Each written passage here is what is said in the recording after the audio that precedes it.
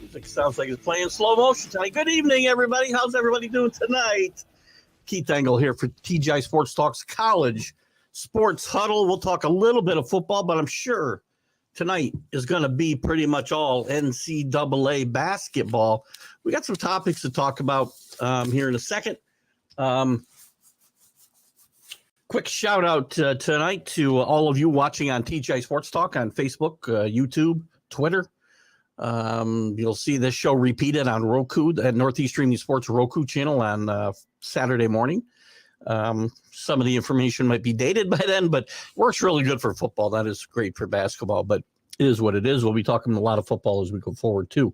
On Northeast Streaming Sports tonight, we're on Roku. I'm sorry, not on Roku. We're on Facebook and YouTube, and Let's Talk Sports YouTube feed. Lots of great content, guys, on Northeast Streaming Sports on Let's Talk Sports. Lots of great stuff. DDH, thumbs up to you. And a quick shout out to Ralph Williams at RW Media, especially the sports corner that he does with Smoking Jim Frazier every Tuesday from 4 to 6 p.m. Eastern, excuse me. Sorry about that. Eastern on WBVP, 12:30 a.m., 99.3 FM.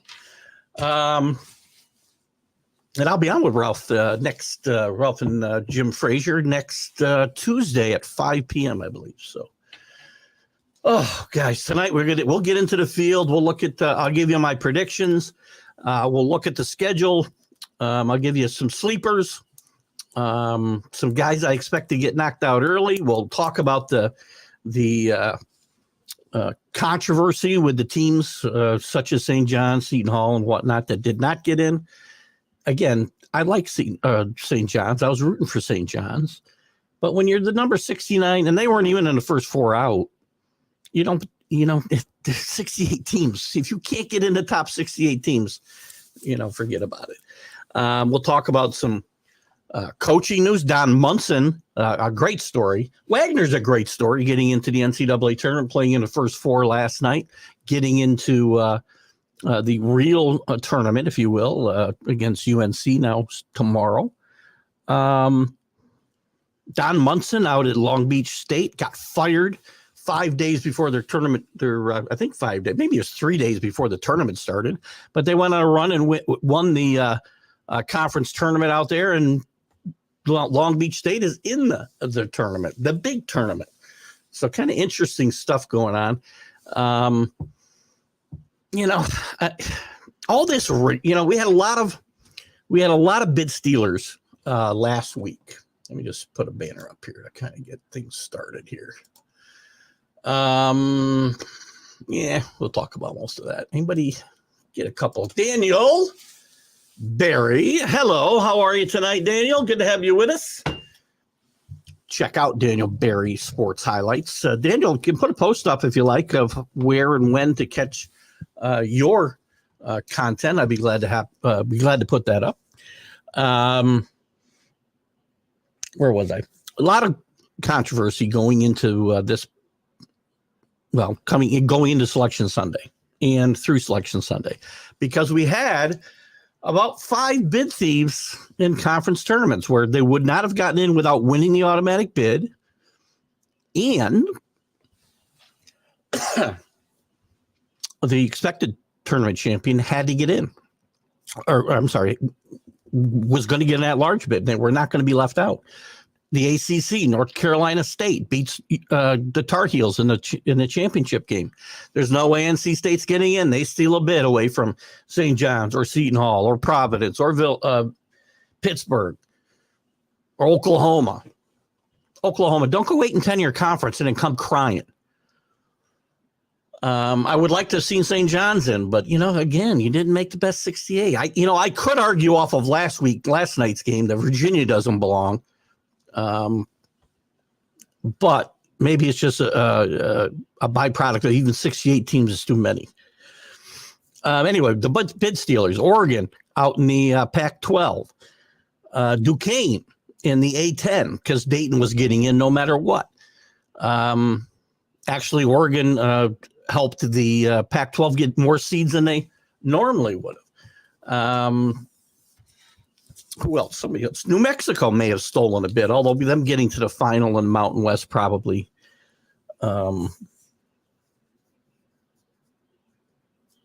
Probably they were probably going to get a bid anyway with them getting in that large bid, getting in anyway, with just getting to the final. But there's a lot of griping going on. And again, there's 68 spots available, guys. If you can't get into one of those top 68, what are you worrying about? And I get it. I don't want to see teams with bet. I'm okay if you win your conference tournament with a losing record, you get the automatic bid. That's fine. You played your way in a tournament. I don't care that Oklahoma got left out. 8-10 in their conference. Mississippi State should be out. Again, so you can't say, and then I can take two more teams, but Seton Hall, St. John's, again, Providence, Pittsburgh, Oklahoma, Villanova's chances went down the drain. I would say that, and Indiana State. I forgot Indiana State had a great year in the Missouri Valley Conference. Drake beats them in the conference final. They had the best net never to not get in a tournament at 28, I believe. St. John's was 32. That's one of the best nets never to get in the tournament. But I can't get excited for you. Would I like to have seen you in the tournament, Rick Pitino and St. John's? Yes. I would like to have seen Shasheen Holloway and Seton Hall, who had a great season. Faded a little bit down the stretch. 13-7 in a really good league. If you want to make an argument that you got to take more than 3 Big East teams when you're taking 6 Mountain West teams, I meant to pull up the conference. Hang on one second. NCAA bids by conference. And I've been talking up the Mountain West. Excuse me. I've been talking up the Mountain West all year long. How good and how deep it is. But are they? Were they 3 teams better than the Big East? The Big East overall has a better net rating as a league than the Mountain West, than the ACC, than the SEC, who also said might be the best team in the country. So it's funny. I'm probably it sucks is I'm probably on I'm probably on both sides of this argument, and I shouldn't be. The Big 12, a lot of people were talking about 9 bids for them. They got 8. The SEC got 8. Big 10 gets 6. I was looking for something a little more comprehensive here, but let's see if this tells me. See, breaking down each conference. 5 from the ACC. Some surprises, right? Again, so Indiana State has a great year, loses their conference, and again, maybe conference championship tournaments should go away, but there's too much money involved. Or if the ACC, and by the way, there's talk about the NCAA tournament expanding, which I would not want to see them do. But if they do, I don't want to see more lower level Big 10 teams or Big 12 teams. The Indiana States of the world should get in the tournament. But St. John's and Seton Hall, you don't have a gripe in my mind. I will give you Virginia, and I will give you Mississippi State, because you got to kick teams out.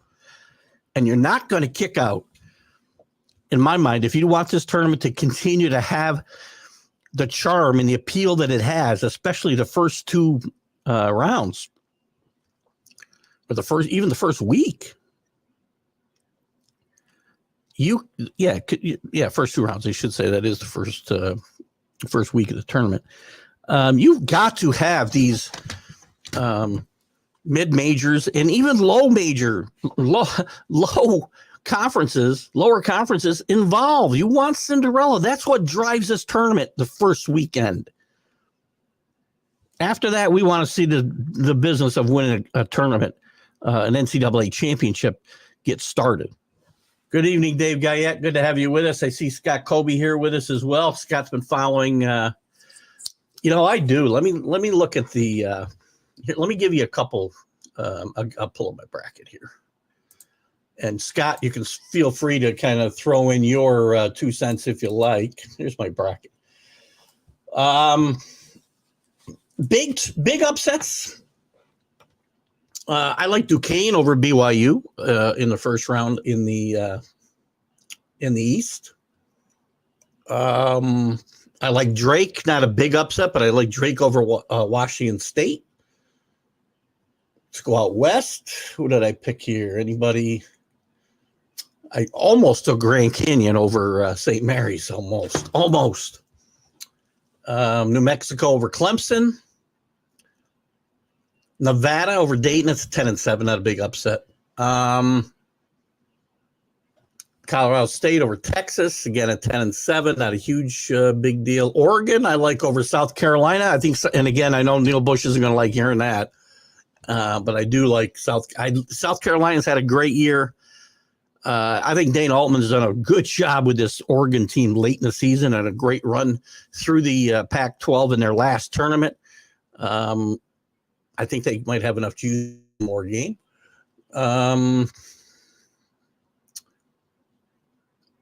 So I guess the biggest one, I got NC State over Texas Tech. So I got 2 11s winning. I got James Madison over Wisconsin. There's a 12 for you. 112 always seems to win. My 12 this year is going to be James Madison. So I guess the biggest upsets I have are 12 and 2 11s. James Madison, NC State, and who did I say? Duquesne, whose coach is retiring right after this tournament as well, by the way. Chris from Canada here, loving the March Madness clothing. It's black on black. I don't know if you're talking about me or them, but I got to tell you, these first 4 games, and I got it when the 16 games are better than the 10 games. Oh my God, that Virginia game is unwatchable. I was playing a game on my phone, watching the thing, and I swear to God, for an hour, it was 14 points. Good to have you with us, Chris. Rick Sherlock, hello. Thoughts on fun? Listen, Marcelino, how do you say his name? Never can say his name right. Coach Marcelino. I'm probably saying it wrong. Look, he's really been at Siena. Let me pull up his record. This is a horrible year for Siena. He's probably got to go. Their best player has already hit the transfer portal. Hang on. Let me pull that up, Rick. Siena basketball. So let me pull him up. Let's see if I can find I want to find his record. What I want to find. But probably not going to find it that quick, am I? All right, I'm not going to find it that quick. He's had a couple good years. Had some really good players. Pickett, who had been starring, I believe, at Penn State after he transferred out of Siena, was the conference rookie of the year 2 years ago. He couldn't keep good players here. The transfer portals really hurt him and hurt teams like Siena. And I don't know. I mean, Siena's a stepping stone job at best, right? You see guys come in like Mike Dean, like Paul Hewitt, like Fran McCafferty, who are going to use that. And Mike Dean was here for a long time with a lot of success, and he used it as a stepping stone to get the Marquette job. Paul Hewitt had a pretty good, and by the way, Mike Dean got Siena to the NCAA tournament for the first time ever, and also their first win ever. When they beat, they were a 14 and they beat a 3, I believe, in Stanford. And then nearly beat Minnesota in the next round, but they ran out of gas. Paul Hewitt came in here, and again, they've had some stinkers in between, right? Louis Orr was here 1 year, went to Seton Hall right after that. Hewitt got them to an NCAA tournament and nearly stole a win and gets the job at Georgia Tech. Fran McCafferty had some really great success here, went to 2 NCAA tournaments, I believe, turned it into a great job at Iowa. So It's a stepping stone job. And if you don't start to get it done, he's been there, I think, 4 years. Oh, let me see. Let me see if I can do this a different way. I want to see his overall record. Marcelino. That's not how you say it. I wish I knew how to say his name. It's going to be interesting to see where they go for this coach. Again, don't expect a big name to come in here. That doesn't happen.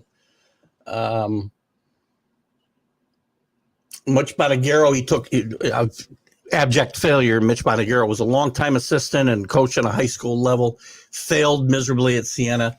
And then Coach Marcelino came in here in 2018 after Jimmy Paytos, who came in from Marist, who had great success there and only had middling success. But he goes 4-28 this year. It's going to be very, very hard he did not replace Matos. He replaced Jamian Christian, who left for George Washington right after 1 year. Again, stepping stone job. So Siena started a national search. Be looking for a hot assistant to really get this job. So what else you got here, Rick? Will Purdue break their prior early exit? I have Purdue getting to, where's my bracket? I have Purdue getting to, let's see. Gotta be number one down here, right? Midwest. Purdue. So they beat the 16 team who's playing right now, by the way. Montana State and Grambling are tied at 29. They'll play the winner of that game. I have them beating them. I have them beating TCU in the second round. And then, believe it or not, I have them losing to Gonzaga. Gonzaga, very underrated. Mark Few, one of the great coaches in this country. And by the way, I talked about Don Munson getting fired at Long Beach State and then getting to the tournament. Don Munson, you may or may not remember. People think about Mark Few putting Gonzaga on the map. It was Don Munson that actually put Gonzaga on the map, got them to an Elite Eight. 20-some years ago, I want to say, or close to it, and then left for Minnesota, and Mark Few was moved up to that job. Did a great job. Mark Few's one of the great coaches in the country. I've got Gonzaga getting to the Final Four right now, unless I change my picks. I've got Gonzaga, Marquette, if Kolek plays, and plays well. But I've got Auburn winning it all. I've got who do I have in the Final Four here? Auburn, North Carolina, Marquette, and Gonzaga. I got Marquette in the final. Again, their star guard's got to play. Scott's got Samford over Kansas. I like that pick, Scott, especially with the news that McCullough is not going to play for Kansas the entire tournament. He's been out for quite a while, so they've been playing without him. But Kansas has not been the same team without this kid in the lineup. I think Samford is a really good pick. And what is that, a 12? What are they at? Are they at 12? What are they? Where are they in this bracket? Come on. Show yourself, Kansas. Show yourself. I think Kansas got a 4. Well, there it is. They're 4. So it'd be a 13 over 4. Same as Siena over Stanford that year I'm talking about. Good evening, Danny Fuller, out there in Southern California.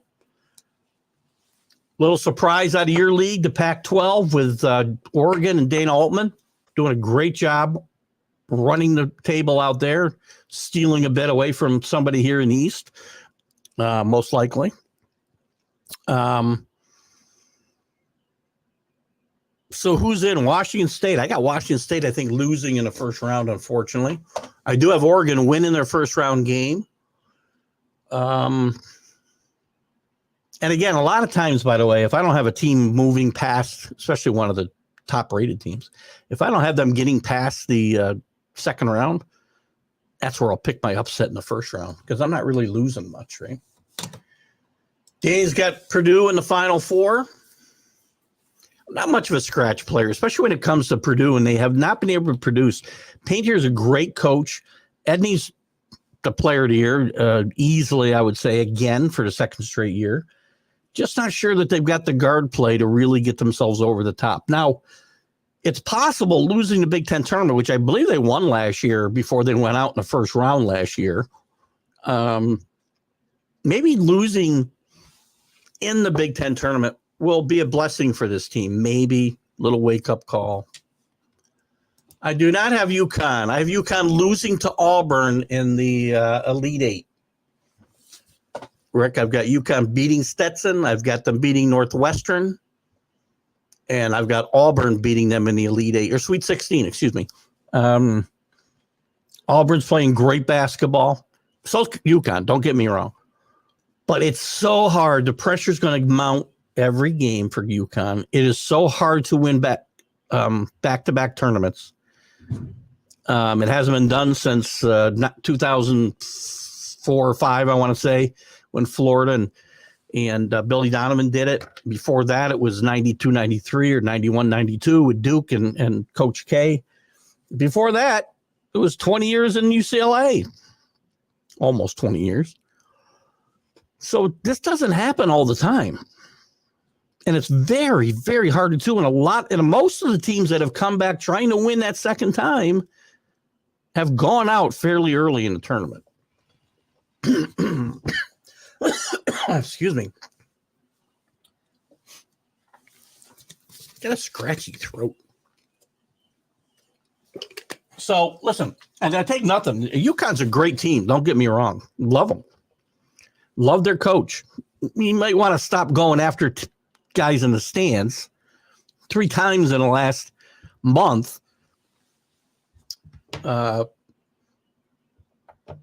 He's gone after guys in the stands at Creighton. He did it. He did it here just last week. I mean, challenging guys to a fight. He's got to stop that. It's all great being tough and acting tough. And I don't know what the altercations were, but just walk by. All you got to do is walk by and go to the locker room. 13-4 is Sanford over. What's your 4-13? Is that the Sanford? Same thing that Scott just told me, or is that your? I don't think Danny gave me. You guys got upsets? I'd love to hear who you guys like or don't like. Here's where I have my ones going out. I've got UConn going out in the Sweet 16. I've got Houston going out in the Elite Eight to Marquette. Disclaimer. I need Marquette's starting point guard, whose name is escaped, Kolick, to be healthy. Or all bets are off with Marquette. The other, where's my other number one? So I had, I gave you Houston, I gave you UConn, I gave you Purdue, also going out in the Sweet 16.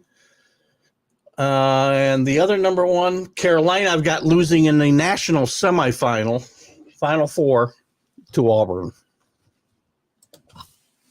Hunter Dickinson and his Jayhawks, no one has come out of KC at 7'2" tall. The Jayhawks are a very popular pick to go down in this first round. So, I mean, and Scott's really good at this, so I will defer to him. They're probably the most likely high seed to go out in the first round. So I don't think so. I didn't pick the biggest upset I had was a 12 over a 4. I'm sorry, 12 over a 5. My bad. Can't add. Danny Fuller, thanks for the heads up. Keith is on. Danny, go, and Chris, you go too, because I don't know that I know I invited both of you guys to go to TGI Sports Talk and follow the page. And if you like and follow TGI Sports Talk, you should get the notifications when I go live. if you haven't done that, please do it. I think I friended both you guys on my personal page, and I do share the upcoming shows to my personal page. I'm not sure that the notifications go out though, so check your notifications and let me know. So, Danny, I'll give you the basic schedule. Tonight is the college football, basketball, baseball. We'll talk some baseball coming up. Probably not tonight, but in the weeks to come. That's at 7:00 Eastern. On Friday mornings, 9 a.m., a little early for you, is Are You Serious? You can catch all these shows later. You just can't comment, as you know. You can comment. I'm not going to be there to answer them. And then we do the MLB update at 3 p.m. Sundays, even a little earlier for you. I'm sorry, 8:30 a.m. Eastern time is the Sunday Stream of Consciousness, which is my favorite show of all. Not that I don't love them all. I feel like I'm missing something. Maybe I'm not. It's 4 shows, right? And then I guest on Mac and Jack on Sunday mornings at 8, Friday mornings at 8:30. At 6:00 on the Northeast Streaming Sports Network, we do we have a show with a bunch of the podcasters from the network at 6 p.m. on Northeast Streaming Sports. Another place to go, like and follow, and you'll get notifications of great shows there too. What do you got here? D&E, you've hit follow and still not getting notifications. That's weird.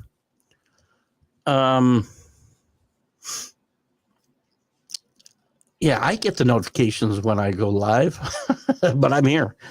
We'll have to look into that.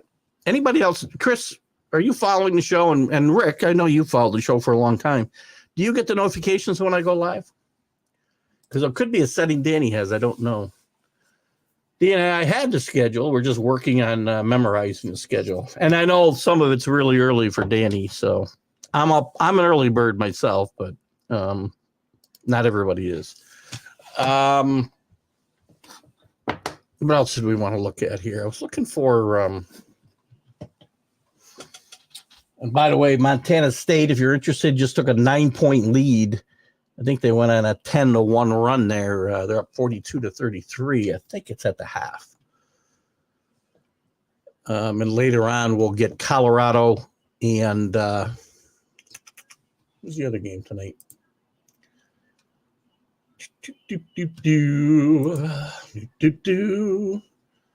We're going to get Colorado and Boise State. I'm interested in this game. I really am. And I may put a little wager on it. I'm not sure yet. I got to take a quick look. In fact, if you're still here, Scott, I'd like to get your opinion on that game. Spread's -3.5. Total's 143.5. I'm considering a wager on Boise State, actually. What else we got here? CA's with us. Good to have you with us. CA out there in the great Southwest. Who's CJ rooting for here in this tournament? Houston? Texas? Texas Tech? Who else are from that region? Danny, love 5 a.m. I'll be up at 3 a.m. Look at the world champion 24. That's amazing. We'll talk about that on the major league. We're not going to get into that today, but Friday I want to talk about more about these create games and 6 a.m. Eastern time, 3 a.m. for you. So we'll talk about that series on Friday at 3:00. Vegas finished what? 3rd? Where'd they finish? Let me get to the Mountain West has had a good season. I talked them up, but for the Mountain West, and again, part of this is because of New Mexico getting the automatic bid, but 1, 2, 3, 4, 5, 6 bids, while the Big East comes away with 3. Well, again, I'm going to say anybody who gets left out, tough beans. If you can't find yourself within the top 68, I don't know how good a job the committee did, though. New Mexico's got to go because they win the conference tournament. And listen, a lot of you conferences have got only yourselves to blame because you made a big deal about the conference tournaments, and I get it. It's a moneymaker. And if you're going to make your automatic qualifier come from that, and listen, I grew up in a time where you won the regular season, you won. ACC was the first conference to have a tournament and have that champion be their automatic qualifier. And that's when you only got one bid. There were no at-large teams. So you put all your eggs in one basket here. Indiana State, out because of Drake. But Vegas finishes 12-6 in a pretty good conference. Are you better in the Big East? I'm not so sure. But Vegas had a good comeback year, Chris, and I think they are building some momentum for the future. So glad to see that. 12-6, that's a good league. I mean, my biggest problem is losing teams getting in the tournament. But if you win the automatic bid, I'm okay. Wagner, I'm okay. Mississippi State, I'm not okay. You get that large bid, you're 8-10 in your conference. Why are you in there? Oklahoma, you got no gripes. You went 8-10 in conference. Sorry. And if we expand to 72, 76 teams, I don't want to see, there's a lot of talk, and a lot of it from Staley down there in the SEC, that they want more bids, but they, just like in football, they want to make sure that the power conferences are getting those extra bids. In fact, there's some talk started by these SEC elitists that some of the automatic bids should be taken away from the smaller conferences. And I think that's BS. What gives this tournament its real charm and the interest is those first couple of rounds where anything can happen. And the Sanfords and the Wagners of the world can shock the world. You take away the automatic bids, you're going to lose a good part of your following because they're not hardcore college basketball fans.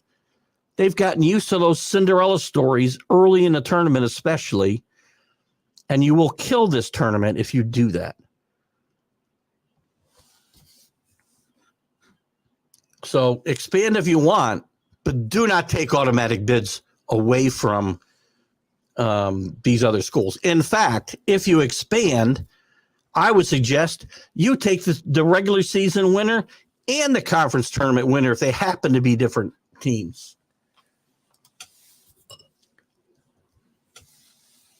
Scott, I'm a listener. Send us a pic.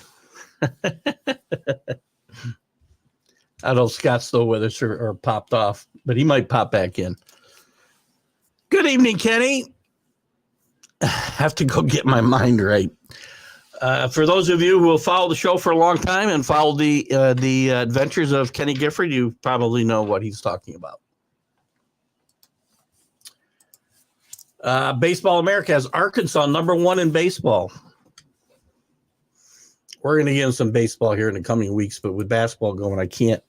Let me see where they are in the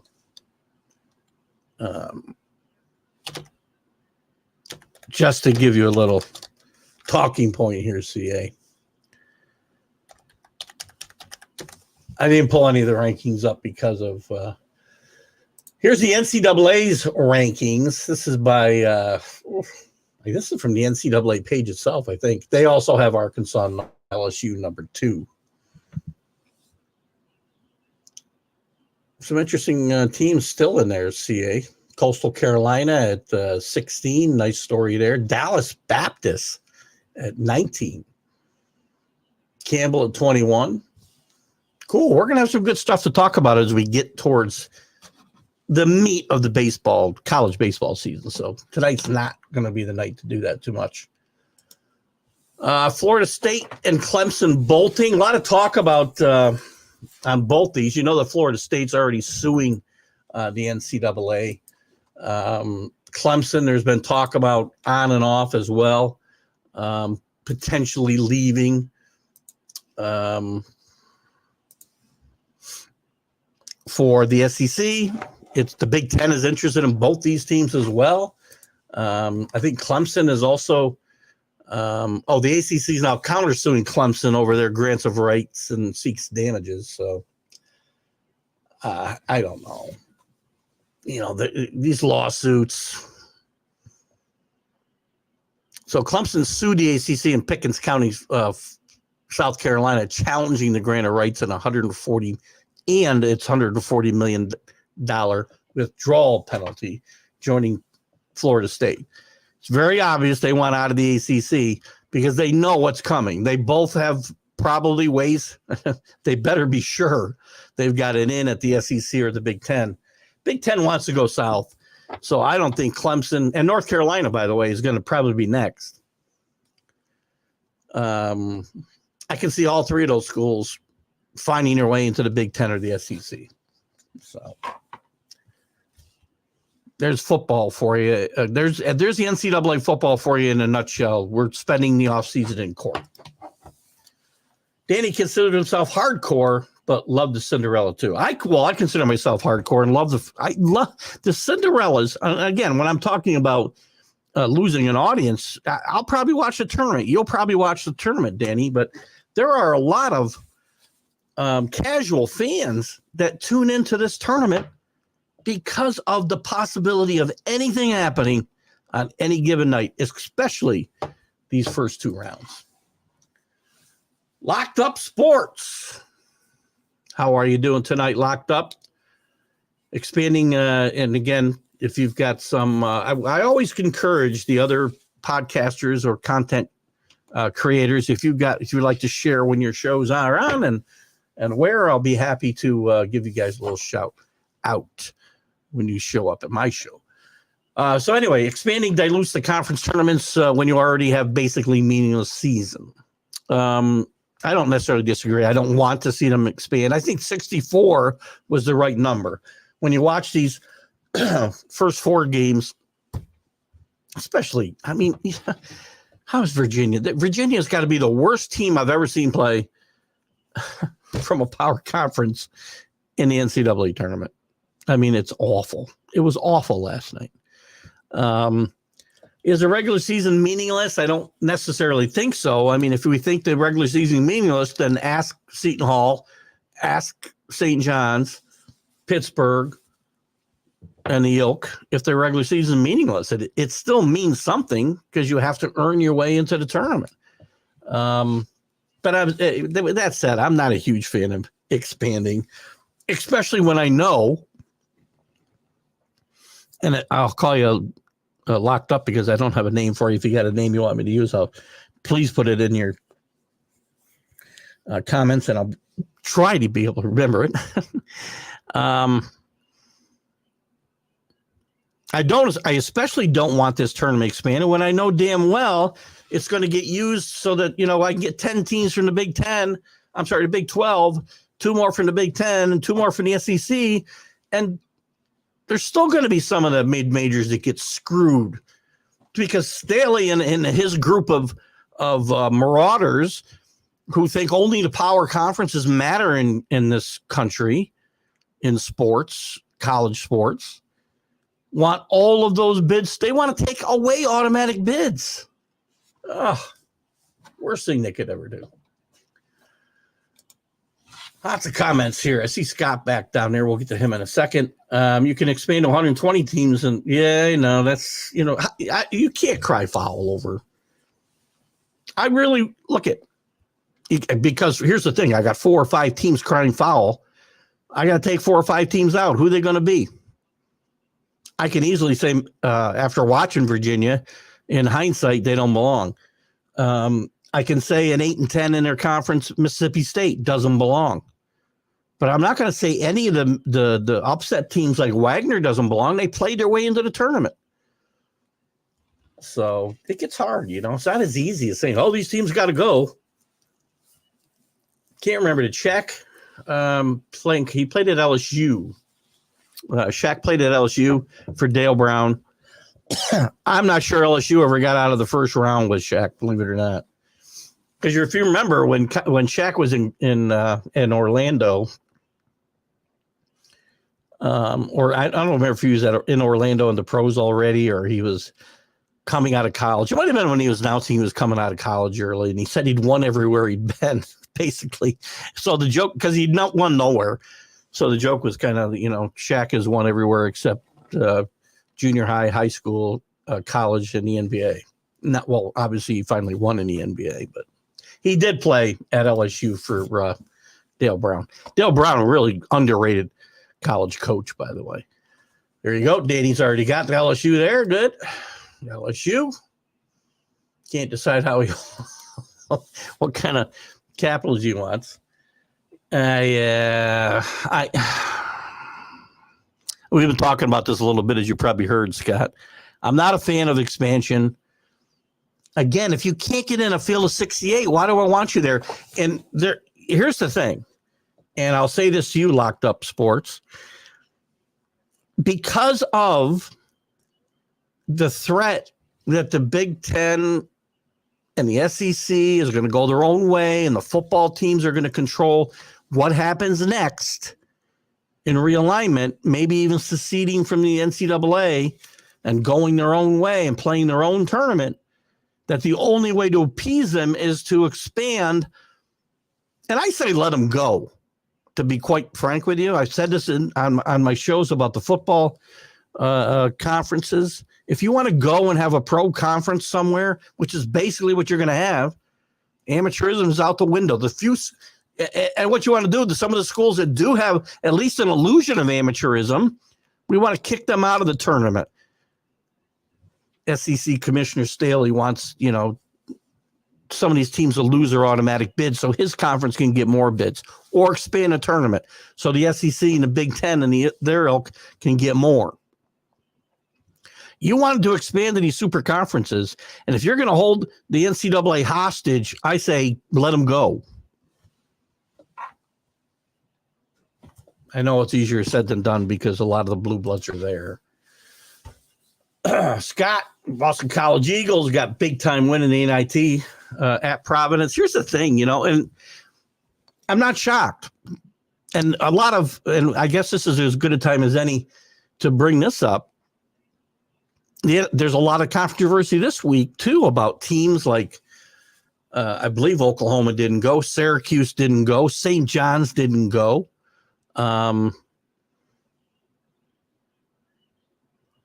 Seton Hall, I think, didn't go to the NIT. The NIT has really lost its luster. First of all, because the NCAA expanded to 60, from 32 to 48 to 64 to 68. But the teams that don't get there, like Providence, I would have loved to have bet Boston College today if I thought about it, Scott, because Providence doesn't want to be there. This is that's a place where you could really go make some money, because these teams that miss out on NCAA bids, they really don't want to be there. But nice win for Boston College, and we'll give them kudos for that. Bob Walters, good to have you with us, Bob. If you've got some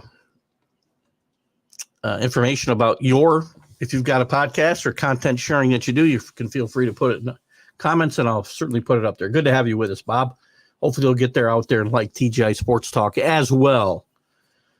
Oh, Scott, what do you got? Do the NCAA if they expand to even, 72 is not going to. First of all, again, I will say I don't want expansion because I know what's going to happen. It's going to get done to appease these powers, superpowers, and I don't want that. If they expand, and the NIT already is a second thought tournament. When I was growing up, and the NCAA was 32 teams, 24 when I was probably started following college basketball as a young kid, but 32, I think, once you got to the early 70s. The NIT still had some really good teams, and it was still a fairly prestigious tournament. Years before that, there were teams. Marquette was ranked number 1 in the country one year at Al McGuire in the late 60s, and told the NCAA to stick it. They were going to NIT, so it was still a very good tournament. In the 50s, the NIT was bigger than the NCAA tournament. And it was still big in the 70s, 80s, but it started to really lose prestige as I say, we went to 48 to 64 to 68. If they go more, they ever go to 96, which I think is crazy, there won't be an NIT tournament. You already can't get these teams to go because the transfer portal. Why is the transfer portal open the day after Selection Sunday? Why can't it be 2 weeks later or 3 weeks later or a month later? Big East has been pretty successful starting a basketball-only conference. Well, the Big East, while they're not what they were, Bob, if you haven't watched, I'm always giving these ESPN 30 for 30s a plug. If you haven't watched a Requiem for the Big East, watch it. It's about the birth of the real Big East back in 1979, 80. And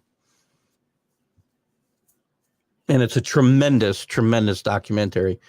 And they built a TV league. They built a league from scratch out of a bunch of teams, mostly that were independents or played in the old ECAC, if you're old enough to remember and lived in the Northeast. But then when the Big East broke up because of the football schools leaving to go to the ACC and other places, remember, UConn left to go to the American Conference. Who won a national championship there? But they didn't fit there. And they've done a really good job of building this league back up to where they are. Now they've had to kind of go to the Midwest and bring Creighton in. And I mean, Louisville was here for a while before they went to. So again, they'd already, broken the boundaries of the Big East, but boundaries don't matter in conferences anymore. But they've rebuilt a really good basketball only league again, second time. Because, I shouldn't say that. The first time they built the Big East, I do think it was still a basketball-only conference the first time when they started, and then because there weren't a lot of football schools, but the football schools did play. A lot of them didn't play. Obviously, Villanova didn't play in the football league. Seton Hall, those types of schools. UConn at that time didn't play in the football league. But they've done a good job. Go 132 in one more round. But why, though? I mean, again, if you're going to go that far, there's only 300. You might as well go 2 more games and play 264. I don't think we need 132 teams. And as I think it was Bob Walter pointed out, if we took 132 teams, Danny, the teams that finished or came in 133 and 134, 135 would be crying their eyes out. 68's enough. 64 is enough. I think 48 was enough.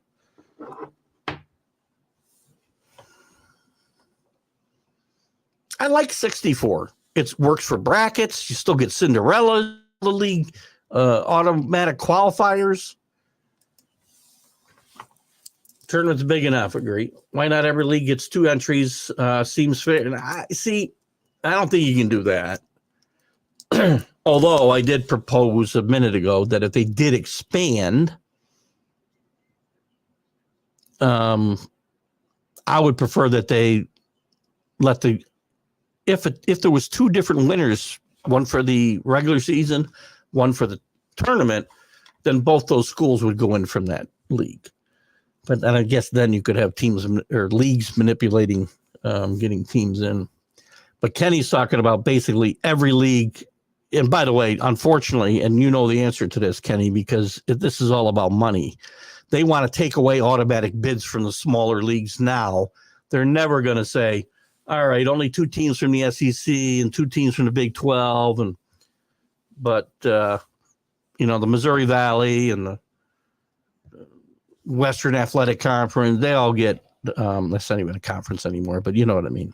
The Horizon League, whatever's still out there, the Atlantic Sun, Conference USA, they're all going to get 2 teams.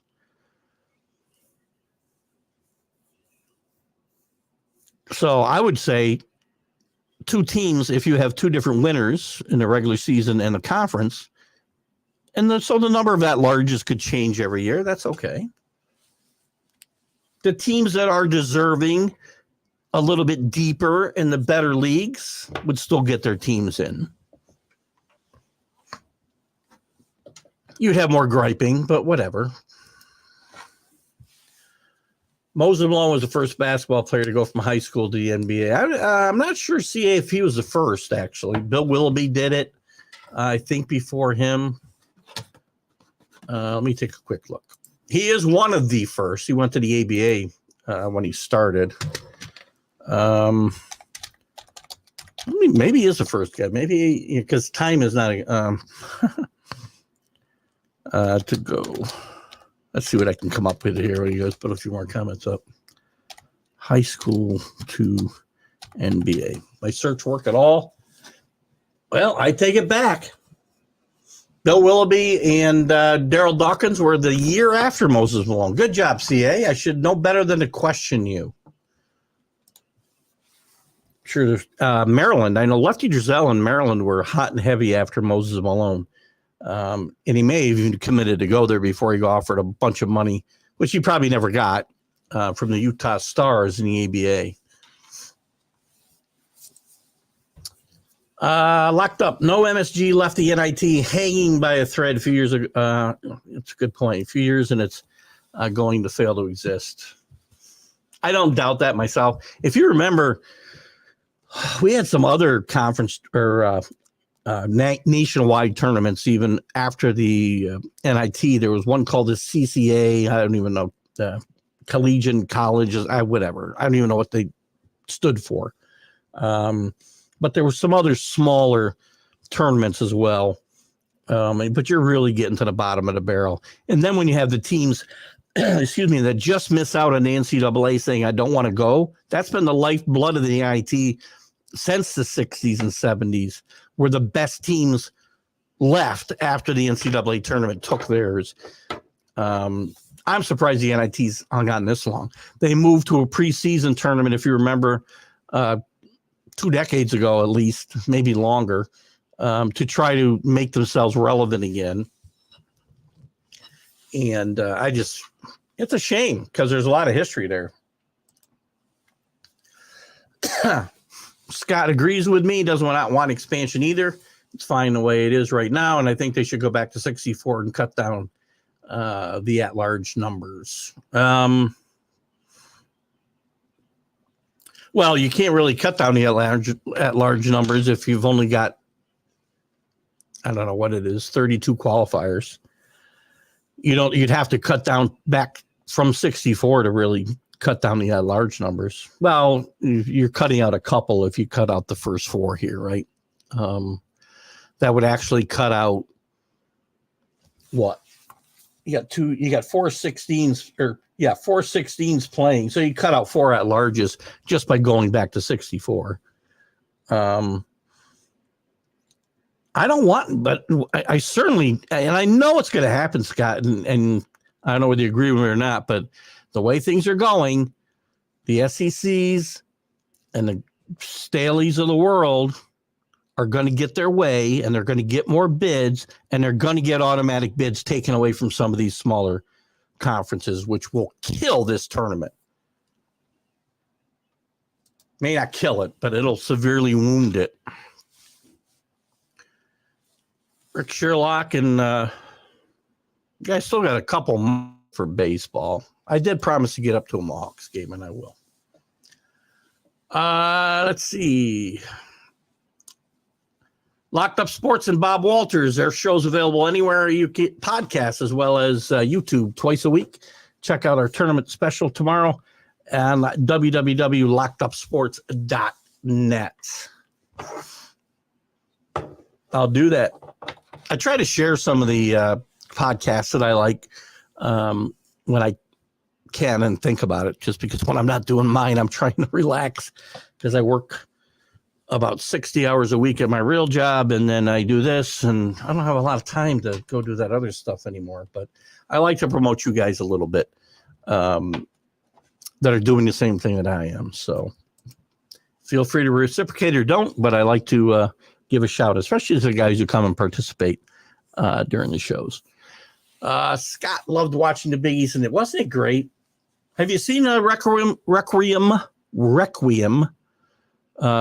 for the Big East, the 30 for 30 on ESPN? It was done quite a while ago, but it was really well done, and it was about the birth of the Big East and the explosion of Eastern basketball because of it. And it was basically the first, made-for-TV league.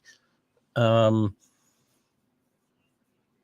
man, it was so much fun. The Monday night games always had the best matchups of the week, and had some great stuff going on. In the 80s, when he was growing up, watching Mullen, Ewing, Michael Adams at Mullen from St. John's, obviously Ewing from Georgetown, Michael Adams from BC, Ed Pickney from Villanova, some great basketball. And it was a coaches league.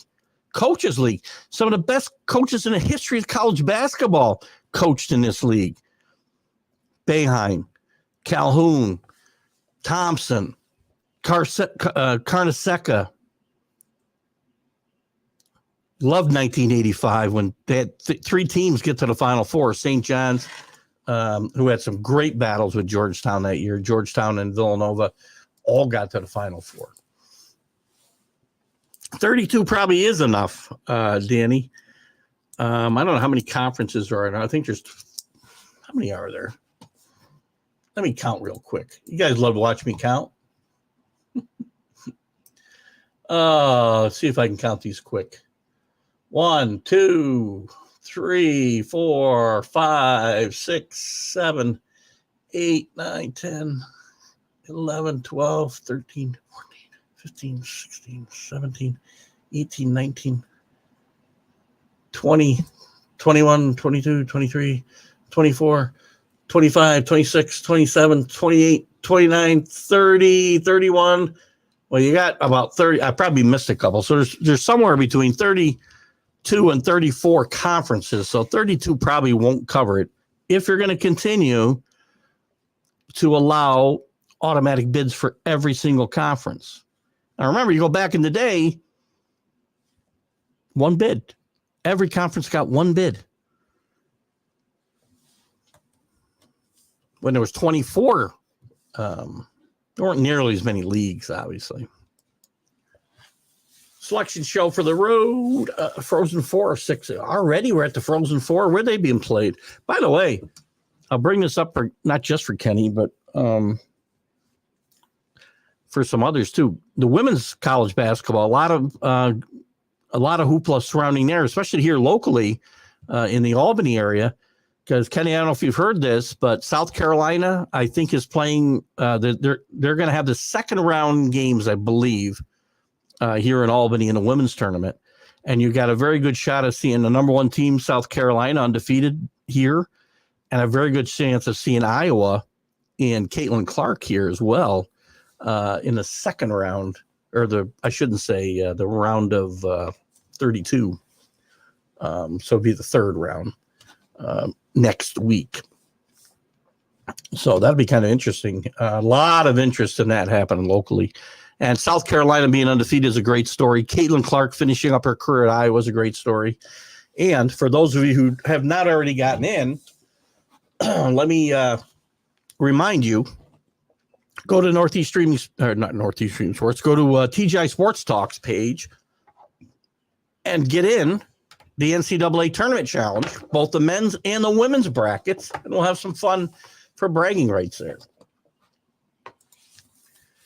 Danny, Chris, don't think I've seen you in there yet. CA, not sure I saw you in there yet. Scott Colby, not sure I saw you in there yet. CA, let's see, I mentioned you. Got just till noon tomorrow to get in. Danny says, if you have a regular season winner go and a tournament winner go, some regular season teams would sit out league tournaments. I don't disagree that, and I think I mentioned a little bit, you could see some shenanigans get played. I mean, you could force them to play, I suppose, mandate that they play. But there's still money involved too. The more teams you get in, the more money for the league. So if you're a team that normally would only get one bid, then you'd probably have somebody different win the league, because some of these smaller conferences would certainly want the bigger payday, right? Yeah, so it's probably not a very good solution, but I don't want just to see, the 10th place team and all the power conferences there either. I mean, if you went to 72 this year, then you would have had Seton Hall in for sure. But I probably would have had Oklahoma with an 8-10 record in the Big 12. Probably would have had Pittsburgh. St. John's somehow didn't even get into the first four out.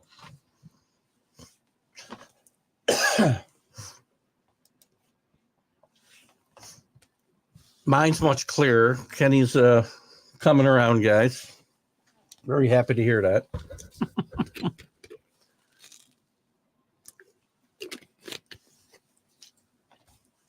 So get over there and get in the men's and women's challenge. They have the CBL now. CBL, yeah, there was a couple that I think I remember this one. Who's playing in that tournament?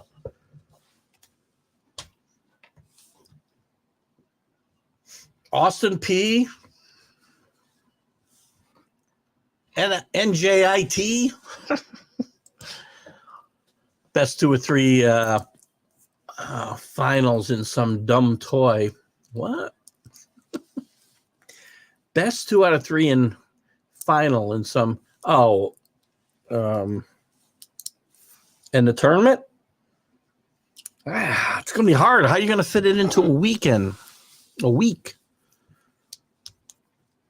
That would probably be a way to eliminate some of these bid stealers. And again, I want to take nothing away from the Wagners, the Oregons, the NCAA and NC States of the world. Duquesne, great story. Their coaches announced he's retiring after a couple of decades there.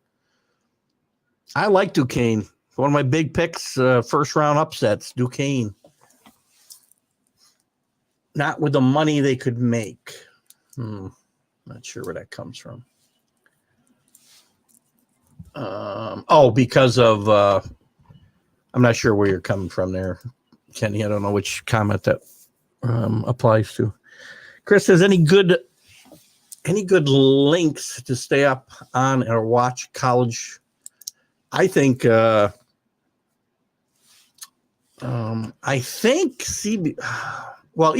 carries a lot of the games. Let me just see what I can find for you right now, Chris. How to watch. I feel like there's a link similar to the men's link. If you go and Google a men's game, NCAA's got a website where you can watch every game going on at any given time. And I feel like there's one for the NCAA tourney. The things I don't do for you guys. Every game of the women's tournament will be aired. Here's the schedule that will be updated with matchups on ESPN's networks. You might have to get ESPN Plus to get all of them. I do have ESPN Plus myself. But I'm going to put this link in here. Every game will be aired. Yeah. Looks like they're all going to be on one of the ESPN networks, right? So that's where I would start checking, Chris. And if you don't have ESPN Plus, maybe you want to do a free trial these next couple of weeks, and because they have raised the price to about $10.99 a month, which I pay because there's a lot of games I get for football and basketball you can't get elsewhere. Whoops. So check out ESPN, Chris. Let's just admit the powers to be greedy. We know that. That's why they'd like to take the Wagners of the world and not have any NCAA tournament. Where those of us who enjoy the chance that Wagner could shock the world and beat North Carolina,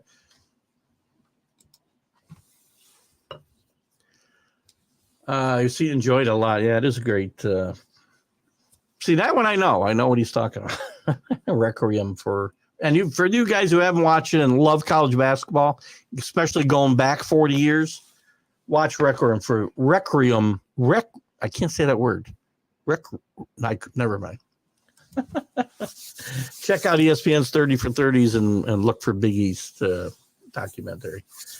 80s Big East had the best coaches top to bottom. Tremendous coaches. And even at Seton Hall, if you remember, those of you who maybe like I have the past 3+ decades have enjoyed listening to Bill Raftery do commentary on college basketball and some pro basketball. When the Big East was formed, Bill Raftery was a coach of the Seton Hall Pirates. Then it was P.J. Carlissimo, another great coach to come out of there, took them to a final. Providence had great coaches, starting with the commissioner, Dave Gavitt, but he never coached in the Big East because he was the first commissioner. But they had Rick Barnes go through there. They had Rick Pitino go through there.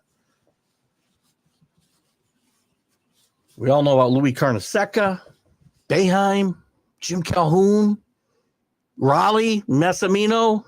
Can't forget Raleigh. Boston College had Dr. Tom Davis and some other really, really good coaches. Gary Williams. Great coaches. Rick Pitino of Providence. There you go. Ralph Williams, how you doing, buddy? Ralph Williams from RW Media, who I mentioned at the top of the show.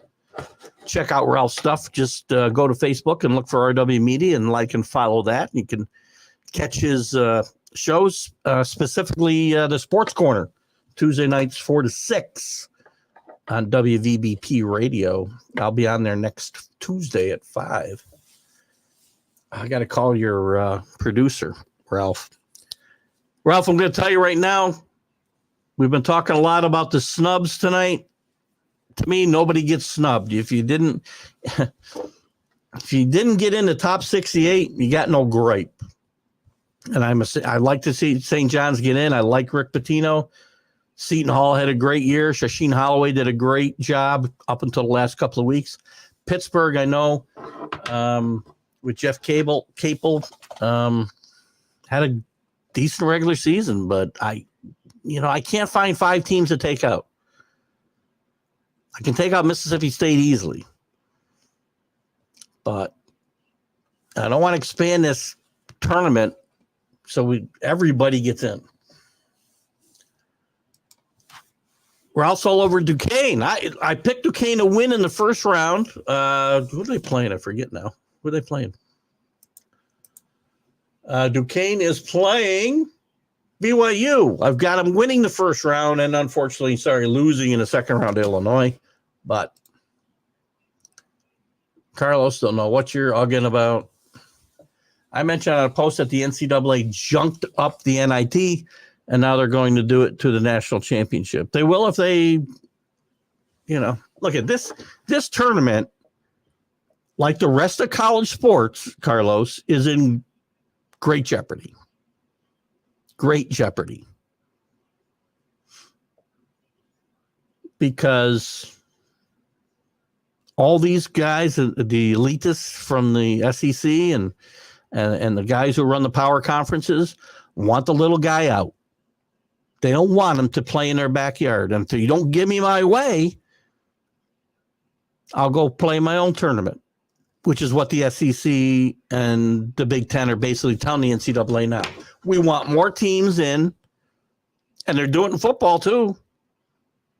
And the NCAA is pushing back. Well, the college football, because the NCAA doesn't run the football playoff the way they run the NCAA tournament in basketball. That is run by the NCAA. But they're going to hold them hostage, and now they're pushing back, and God bless them. I'm glad they did. No, you're not getting. If we're going to expand the football tournament, we're going to give you more bids. Play your way in. That's why I say make everybody play their way in. Again, Basement Bob, not my idea, just one that I am in favor of. In football, 16 teams, all the conference champions, just like basketball. Then you can have 5, I guess it would be 6 at-large teams. You'll still get the best teams from those power conferences. We'll get the at-large bursts. Jesus. Kenny knows good basketball. I know good basketball. I don't know if that's a comment or an agreement. Why not restructure the historic NIT and leave the national championship alone? I'm not really sure how you're going to do both things, Carlos. So you're saying don't expand, and so we further wreck the NIT. The NIT is dead already. The NIT is already dead. It just doesn't know it yet. Then the NIT has been dead since they went to 64 teams in the NCAA. Plain and simple. And now teams don't go. You rarely saw teams decline bursts in the past, but now because of the portal, at least that's their excuses. That's Rick Pitino's excuse. And again, I get that a little bit. If you have 3 or 4 kids hit the transfer portal the day after Selection Sunday, how are you going to play? You don't have 80 guys on a roster like football. I also mentioned that they should have the NIT versus the NCAA champion in Maui Invitational first game. That's fine. I mean, nobody's going to care, but fine. That's fine. It's another new season. Half the players won't be there from either team. And won't be. I don't know what relevance it will really have. The NIT should find some way to build up the preseason NIT the way they tried to do in the NIT. The postseason NIT really started to lose its juice. And I thought they did a pretty good job for a while, and maybe they need to figure out a way to make it mean something. I'm not sure how you do that, but NIT's dead. Let's just face it. We're going to be lucky that we can save the NCAA tournament.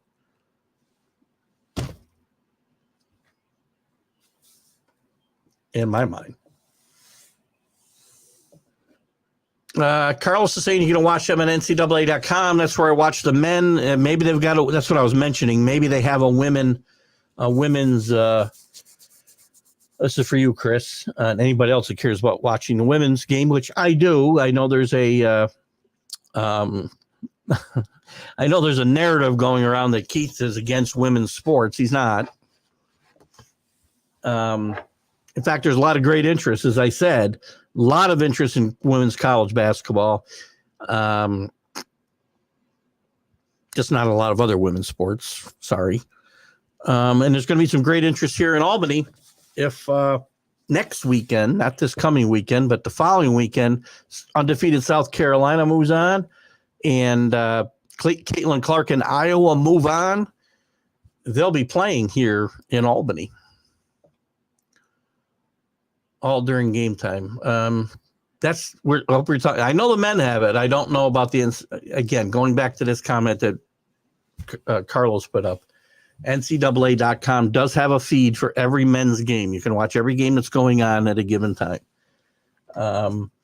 Like next week, a game starts tomorrow. There'll be 4 games going live by probably 1:00. You can watch any one of them. And I don't know if the women have that or not, but check it out. I know ESPN is carrying every single game at some time or another. So I don't know what that means. John Thompson at Providence, John Thompson played at Providence, coached at Georgetown. Great coach, great teams. Won 1 national championship. Probably should have won more. It is the portal. The coaches said it's the portal. Carlos says it's not the portal. Schools are not getting the same amount of funds, nor do the coaches. The teams get 0 money for going to the NIT, Carlos. Not a nickel. And the school has to pay the way. Nor do the coaches get their procession pay. I don't know what that means, procession pay, if the season is extended. They get paid. Schools get paid to go to the NCAA tournament. Many coaches have it in their contracts that they will get a bonus if they make the NCAA tournament. Maybe some of them have it for the NIT. I don't know why you would, because the tournament is nothing. The schools get no money from the NIT. None.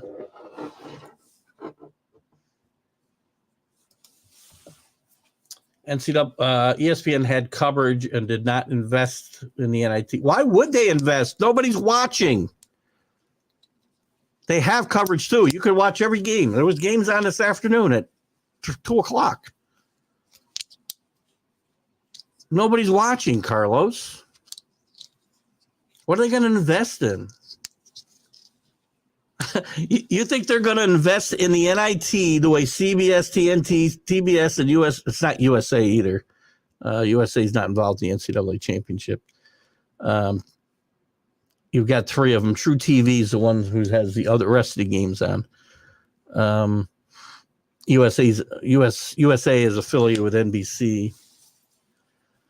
But why would they invest in the NIT when it means nothing? They're not going to invest in it. So I've given you guys some. Where it's already 8:16. Well, you only got a few minutes left. So I've given you.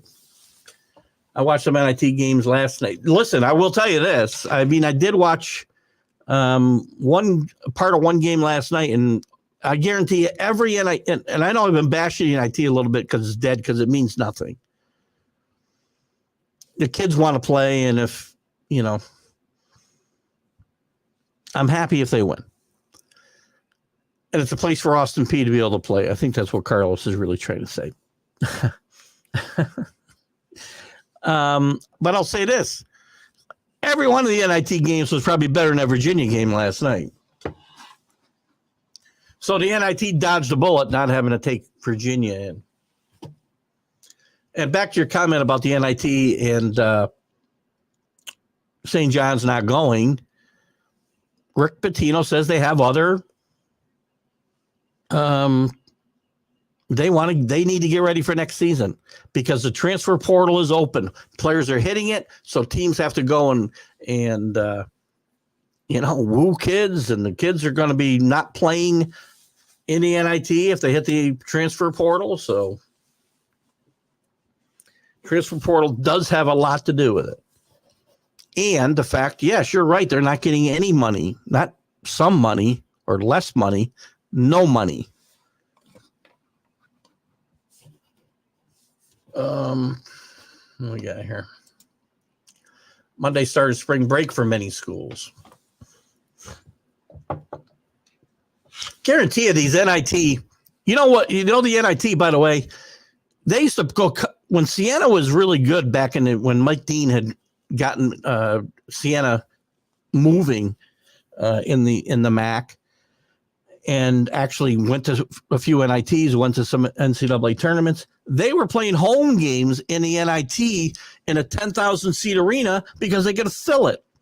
And if they went to the big schools, Georgia Tech, I say Georgia Tech because I know that Siena beat Georgia Tech on their home court, because the game couldn't be played in Georgia Tech. And if you watch, and you'll see some very strange, you go, why is that team going to Austin Peay or whatever? I'm making up. Let me see if I can pull it up. Let's look at some of the teams who are home tonight. Try to make my point. And again, the point is that, crap, how come I only got, NCAA tournament, NIT, here we go. LSU got a home team. Providence, these are all good teams. UCF gets a home. Well, it isn't really a good example either. Minnesota doesn't get. They got to go to Butler. Man, see, these aren't great examples of what I'm trying to say. Maybe it's changed because, again, there's a different level of tournament. I'm looking for one. SMU goes to Indiana State. Guarantee it's a smaller venue. UNLV goes to Princeton because there's nobody going to be at the Vegas Arena to watch the game. These games are getting played right now, by the way. And there's some examples where the bigger school has the home team, but there's been a lot of strange, and again, it's not every instance. If they think they'll get a better crowd, they'll send them to the smaller school. Happened with Siena a lot. There you go. I don't know what that is, but I don't know how that's relevant to anything we're talking about. I don't really care about what the NCAA March Madness revenues is in $1 billion. The NIT is a separate entity. That Arctic expansion, what? The funds and money both tournaments make. I'm not talking about what the tournaments make. I'm telling you the teams don't get paid to go to the NIT like they get paid. The conferences, so every team that gets in the NCAA tournament, just like who goes to a bowl game in football, gets money. The more teams a conference gets, and the conferences split all that money up. Like I want to say the ACC is splitting $16 million or something. Again, I could be wrong because I saw something quickly when I was looking for something else a little while ago. But the conferences get the money and they divide it amongst all the teams, including the ones that don't go. There is none of that from the NIT. They do not pay out like the NCAA tournament. You get money just for showing up, just like a bowl game. And that money goes into a kitty that is split by every team in your conference. So the more teams you get in, the bigger the kitty. The NIT does not do that. Carlos, I don't think you have filled out a bracket yet either on the women's or the men's tournament. If it's on TV, there's money going. You're not understanding what I'm saying, Carlos. The tournament's getting money. The NIT gets paid by ESPN, which I think ESPN's got all these NIT games, as you mentioned earlier. The schools are not getting paid by the NIT. There's no money going to the schools. They go for free. They pay their own freight. Stars hosting the Coyotes. NHL rumbling towards the finish line. I got to give you my final four one more time before we break up here for the night. Hang on.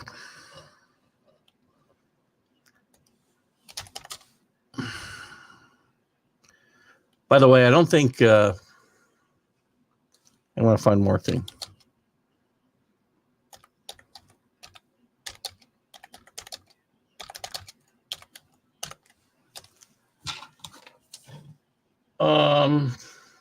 See, I can't get it. I want to find.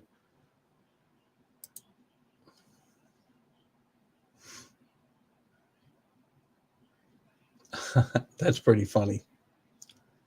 I take that back. Teams get a unit of $5,000 for each round they reach. They might as well get no money.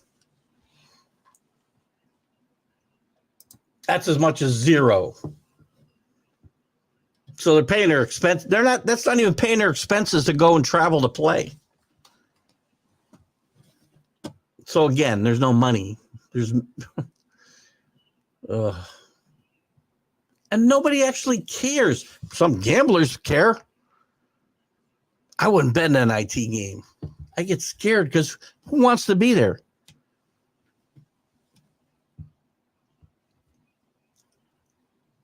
Why people opt out? Because coaches don't get contract extensions for NIT invitations. Oh, my God. Oh, jeepers creepers.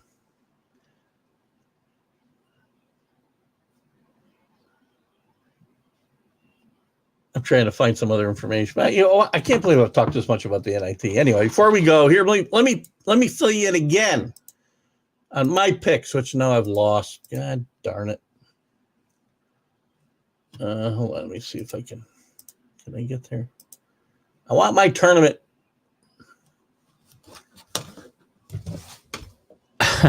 Here's my picks. Upsets, first round. Duquesne. NC State. James Madison. There's your 11s and 12s. 2 11s and a 12. Final Four. Auburn. Auburn beats UConn in the Sweet 16. Beats North Carolina in the Final Four in the semifinals. Auburn.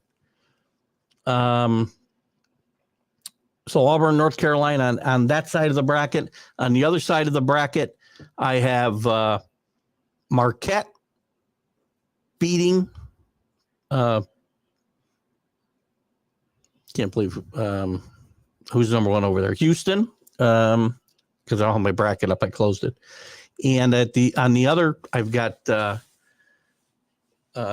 Gonzaga knocking Purdue out of the tournament and getting to the Final Four in a year nobody expects it. Yeah, Tyler Seguin is finally back from an injury. Anyway, everybody get to. I should pull this up before we go. We got 4 minutes. Hold on. I'm going to try quickly to pull up my.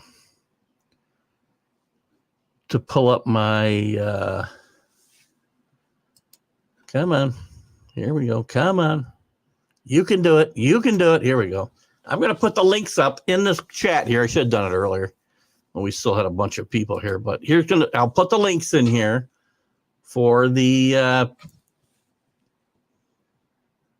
TGI Sports Talks Women's. I don't want to view my bracket. I want to view my group. Invite more friends. Copy link. Here comes the link for the women. You can still do this once we're done. And let me get to the men. We don't have a lot of guys in here yet, guys. So let's get this opened up. I got to go back. Hold on. Back up. Men. Got to make sure I send you the right thing here.